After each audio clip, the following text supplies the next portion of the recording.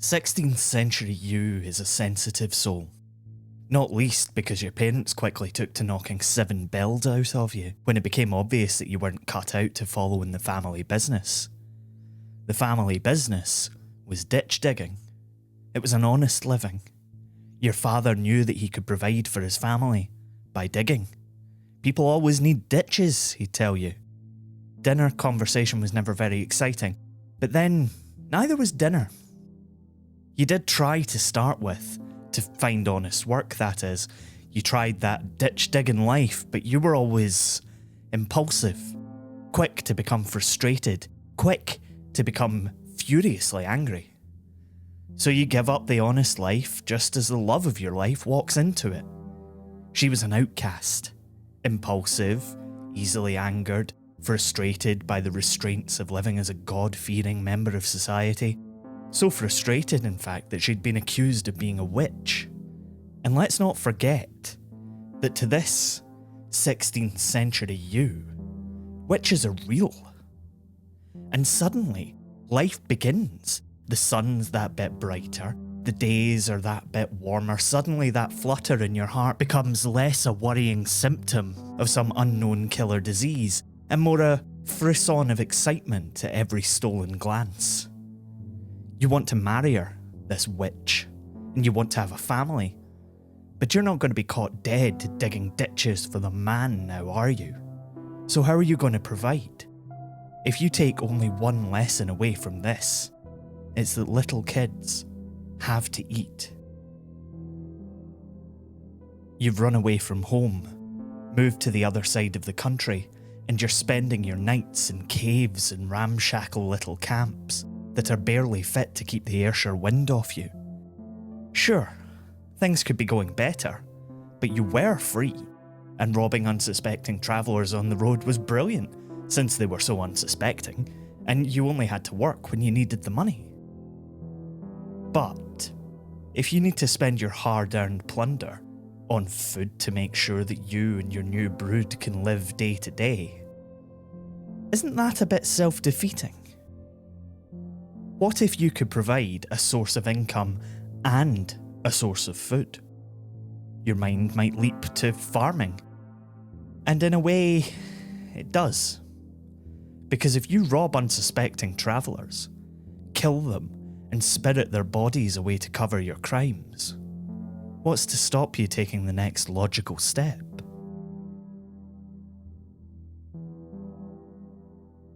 This is Scotland, a podcast about history and where we made it. I'm Michael Park.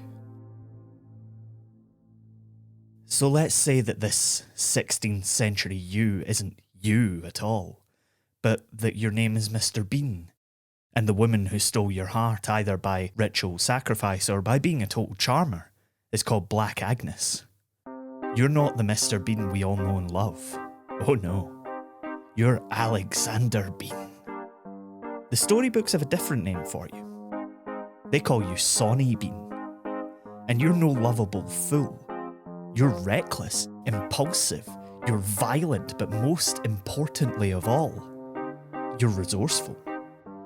After all, you know that since you've spent your time marauding around the countryside, lifting the valuables of anyone who crosses your path, then packing them off to meet their maker, then there's a very good chance that rocking up in the local village, trying to pay for a jig at chop with their wedding ring, would earn you a one-way trip to the gallows. So you apply the farming principle to things. You're butchering livestock for their valuable parts anyway. So why let any of their value go to waste?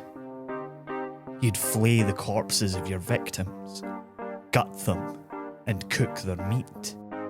You'd have more than enough to feed a growing family, and you'd have corpses that were mutilated enough for the locals to believe that they were torn apart by wolves. Were any of you in the least bit freaked out by the thought of eating your fellow man? Nah. Agnes was already into it before she even met you.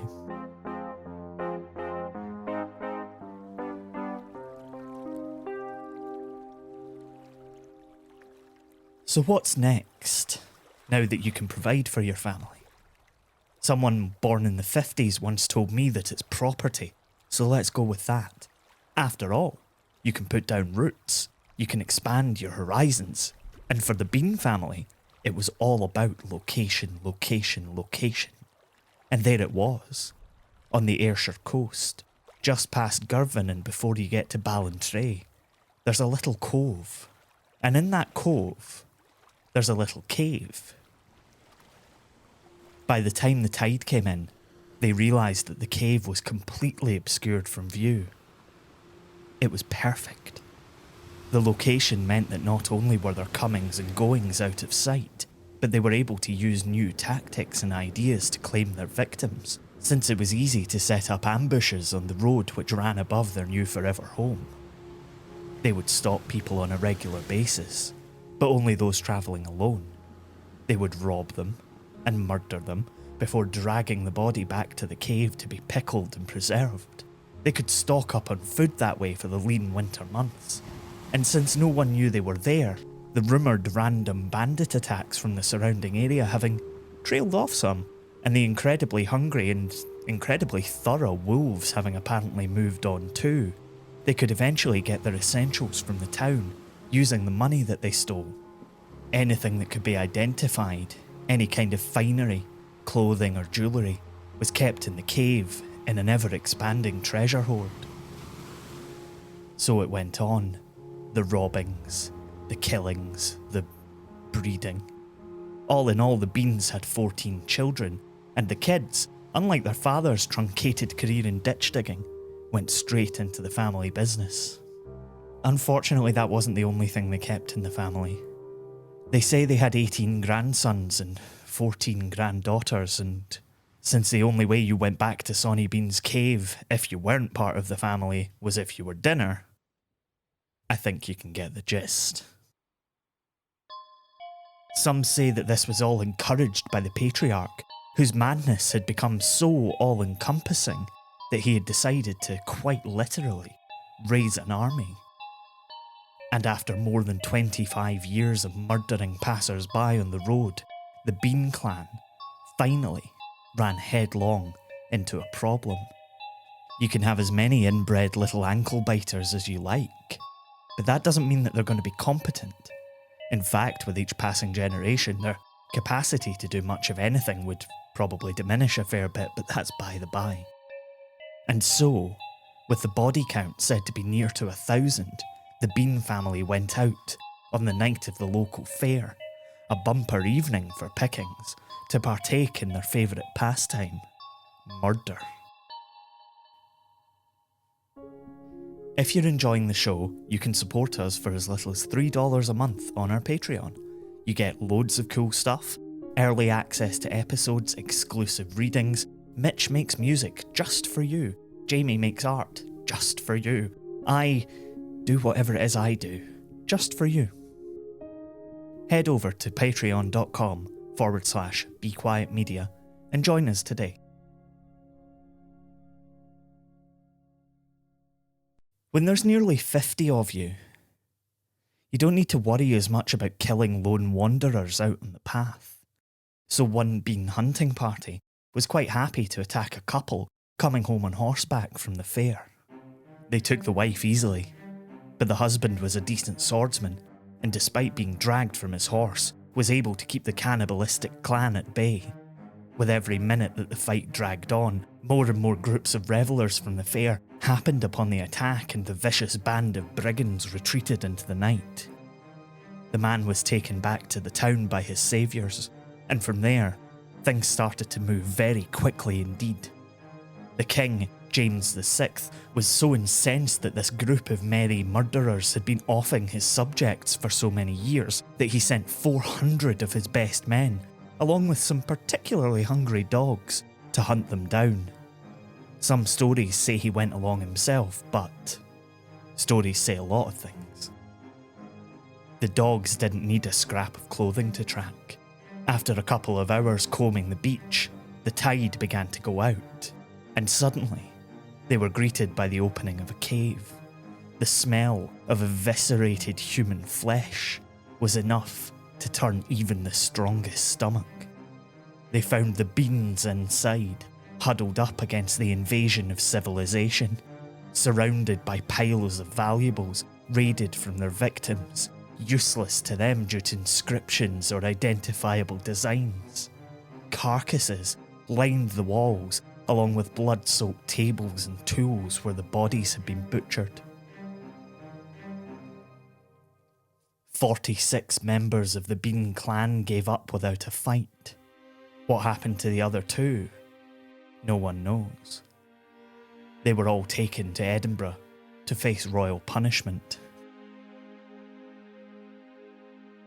The women and children were lashed to stakes, left alive long enough to watch as the men were dismembered and allowed to bleed to death.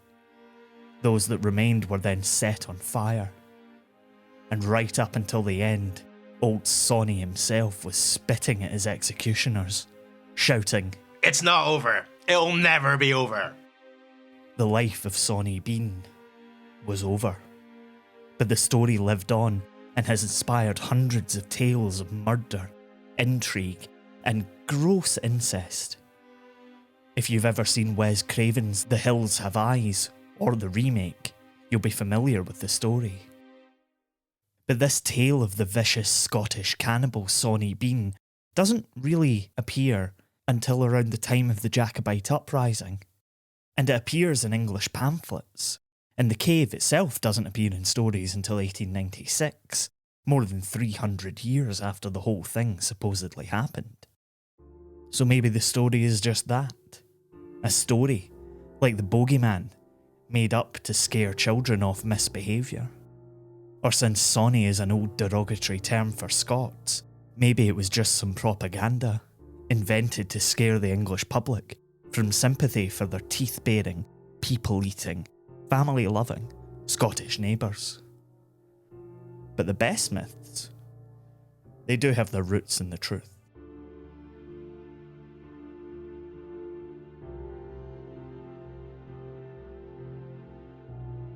Cleek is a Scots word that means to grab, or to grasp, or to seize. It was also a name given to a large hook that was usually used to hang meat.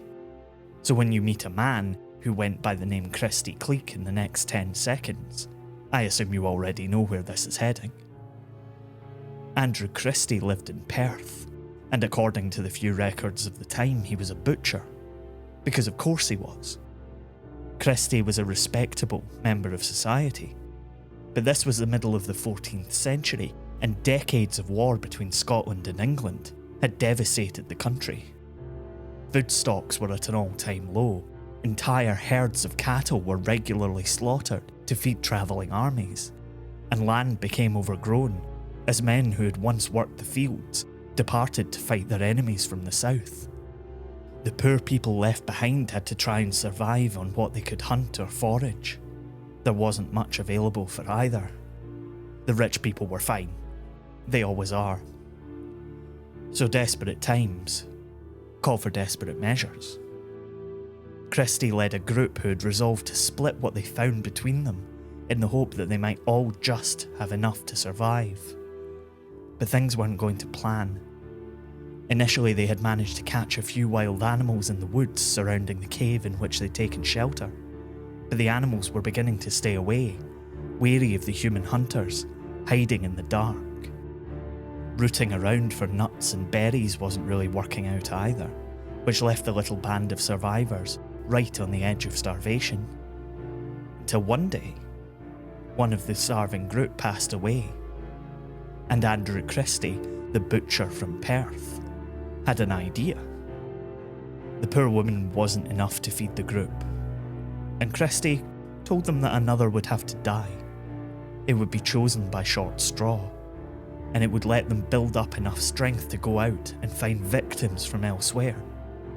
They chose at random, unless there was a choice between somebody travelling on foot or someone on horseback. The horse provided another excellent source of meat, and variety is the spice of life. So they would drag the traveller to the ground using a huge iron hook fixed to the end of a pole. The Cleek was suddenly seared into the imagination of every traveller. It started out as desperation, but it soon became something else, something much worse, something primal and terrifying, driven more by greed and bloodlust than the need to survive. Before too long, an armed force was sent to track them down. Some say Christie himself escaped justice and lived out his days as David Maxwell, a wealthy merchant in Dumfries.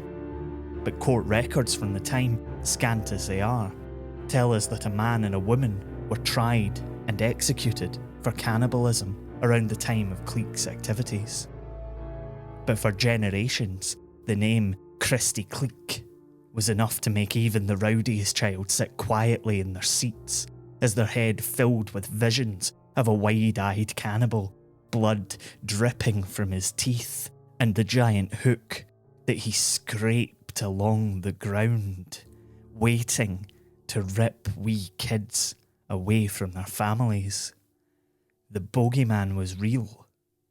He lived in a cave in the woods. And if you didn't eat all of your peas, Christie Cleek was gonna get you.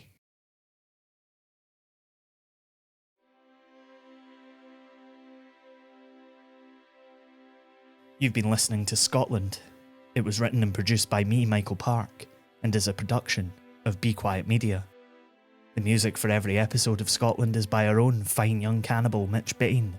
You can check out more of his work at mitchbain.bequiet.media. Jamie Mowat does amazing illustrations for us, which you can see in our episode art. See more and buy prints at tidlin.com.